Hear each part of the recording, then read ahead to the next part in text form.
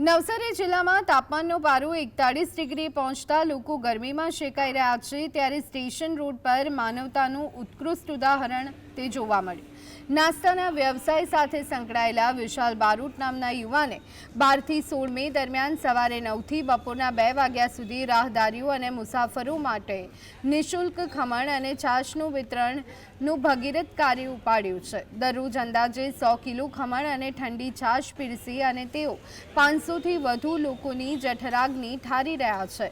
ખાસ કરી અને વહેલી સવારે નોકરીએ જતા લોકો અને રિક્ષા ચાલકો માટે આ સેવા આશીર્વાદરૂપ બની છે, જેના કારણે સ્થાનિકો અને મુસાફરો આ યુવાનની સેવા ભાવનાને હૃદયપૂર્વક બિરદાવી રહ્યા છે।